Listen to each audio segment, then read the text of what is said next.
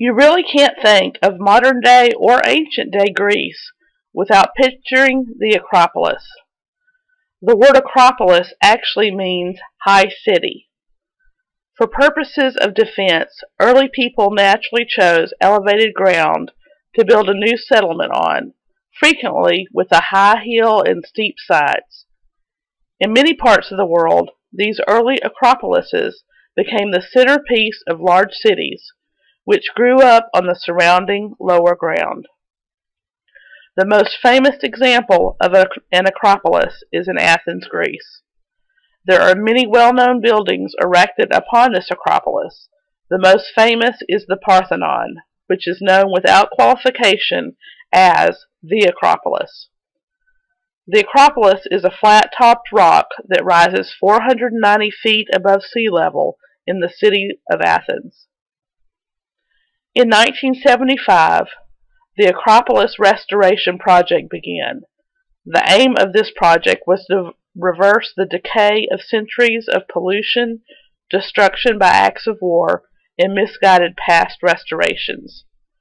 The project included collection and identification of all stone fragments, even small ones, from the Acropolis and its slopes, and the attempt was made to restore as much as possible using reassembled original material with new marble. All restoration was made using titanium dowels and is designed to be completely reversible in case future experts decide to change things. A combination of cutting-edge modern technology and extensive research and renovation of ancient techniques was used. The Parthenon was dedicated to the goddess Athena. Its massive foundations were made of limestone, and the columns were made of Pentellenic marble. The Parthenon was constructed between 447 and 432 BC, and was the focus of the Acropolis building complex. The temple's main function was to shelter the monumental statue of Athena that was made out of gold and ivory. The Parthenon construction cost the Athenian treasury 469 silver talents. While it is almost impossible to create a modern equivalent for this amount of money, here is a comparison. 1 talent was the cost for paying a crew on a warship for a month. This is a picture of the ruins of the Agora. The Agora was the Greek place of assembly. In early Greek history, free-born male landowners who were citizens would gather in the Agora for military duty or to hear statements from the ruling king or council. Later, the Agora also served as a marketplace where merchants kept stalls or shops to sell their goods amid the colonies. From this twin function of the Agora as a political and a commercial space came the 2 Greek words, Aiopa and agorazo. I shop and I speak in public. The word agoraphobia, the fear of critical public situations, derives from the agora in its meaning as a gathering place. Areopagus, or Mars Hill, is a bare marble hill next to the Acropolis in Athens. It is especially popular with travelers for its connections with the speech made by Paul, the Apostle. According to Greek mythology, Ares, the god of war, known to the Romans as Mars, was tried here by the gods for the murder of Poseidon's son. It is this legend that gives the hill its various names. Before the 5th century BC, Mars Hill was the council of elders for the city, like the Roman Senate. Like the Senate, its membership derived from those who held high public office. In classical times, Mars Hill functioned as the chief homicide court of Athens. At the foot of Mars Hill was a temple where murderers could find sanctuary. Mars Hill, like most city-state institutions, continued to function in Roman times, and it was then that the Apostle Paul delivered his famous speech about the identity of the unknown God. You can find this account in Acts 17. This stadium is located in the heart of Athens and was originally built in 566 BC with wood. It was rebuilt with marble in 329 BC. In 1869 it was renovated and the Olympics were held there in the year 1870 and 1875.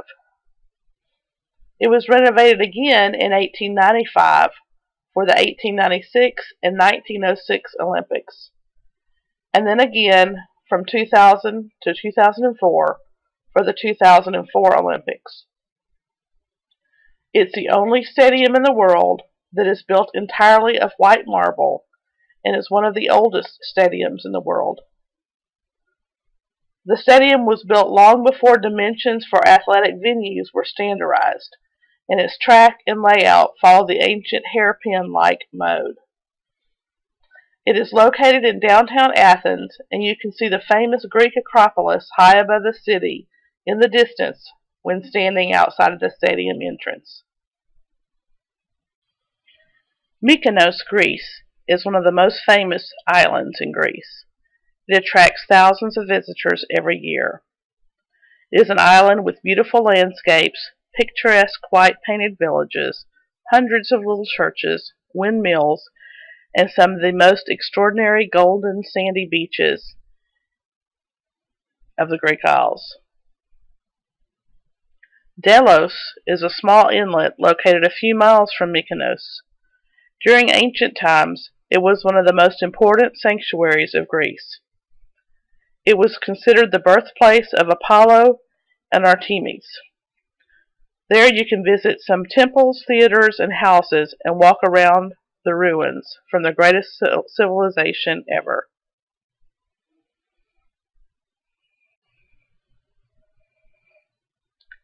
Mykonos, Greece took its name from the son of the king of Delos. In Greek mythology, Mykonos' history is linked with the myth of Hercules, fighting against the giants. The hero killed the last giants and threw them on the island, where they petrified and formed some huge rocks.